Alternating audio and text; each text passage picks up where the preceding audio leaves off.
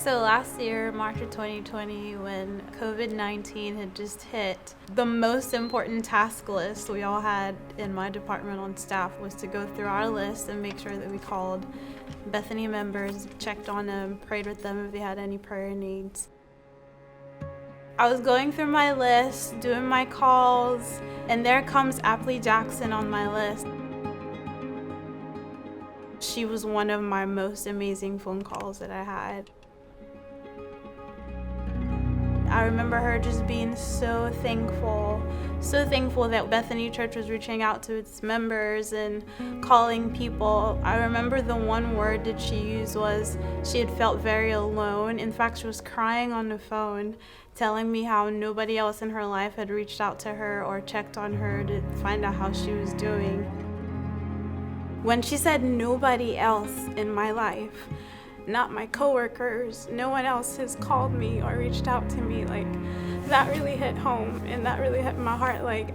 And she used the word alone, that she's felt alone, and so the fact that I'm calling her is just kind of like a reminder that God loves her and God is with her. And I said, you know what, I'm not gonna let you feel alone for the rest of this. I'm going to be with you. I'm gonna call you every day so that feeling of being alone is not there anymore. Like, you have a sister in me, you have a friend in me. You don't realize the healing power in someone listening to you, being able to express yourself and just explain the things that scare you. But Tina cared. I was taking care of my mom, who has almost last stage of dementia. And it was very tough taking care of someone with dementia. And my company just out of nowhere announced, we're putting you on furlough. Little did I know that this was going to lead me into almost a whole year of joblessness. I came very close. June 1st would have been my 10th year anniversary. And suddenly I'm jobless. She stayed on the phone for almost an hour.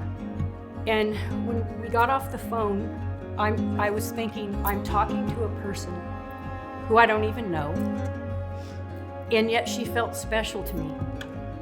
I saw the need for God to just be present with her through the situations that she was going through, and I saw the need to encourage her through it and pray with her through it, and calling her really, really was a big deal to her. I said, you know what? I'm gonna call you every day. So I set a reminder on my phone, and I called her literally every day at 12 noon. Some days we talked for an hour, some days we talked for 30 minutes, some days we talked, just a quick touch point. I really, really felt the presence of God on many of those calls that we had.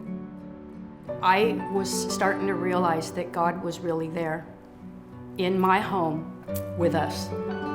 My prayer life changed, and it got me reading my Bible. The next thing I know, I started buying devotions and I got myself involved. We met in person every week on Wednesdays, and we would do our lunch B group. Is what ended up becoming a B group, because then her sister started coming and her family gets impacted by just everything that God was doing. We went through the life book, we went through the family books, she went through the encounter retreat, she went through next steps. She just really became like a sister, a friend, and really just plugged into the vision that we have here at Bethany. I feel like God's strengthening me, and I feel that He's working on my sister Becky. I'm now talking to my sister Lisa, who I hadn't talked to in a long time. Everybody has things they're going through, troubles in their life. The worst thing that you can possibly do is isolate yourself, because that is the enemy's playground. If you get into a B group, I promise you that it will change your life, because you get a chance to share with people just like you, and it gives you a chance to build unity. A lot of people make it bigger than it really is. Leading a group or being a B group leader is simply just being obedient to what God has called us to, and it's to be there for one another. And really, it's all about relationships, and just kind of like with my story with Apple, like, I just really felt the need to be there for her. Like, I can't leave this person alone. And so there's so many people out there who don't have anyone, or maybe the people that they do have are not people that are investing in them eternally, or like making any form of impact on their lives. And so there's so much need out there for someone who could just be there just to see how you're doing, or just say a prayer with someone. We don't need to like make the idea of B groups bigger than it needs to be. It's simply just doing life with somebody else and having a relationship with somebody else.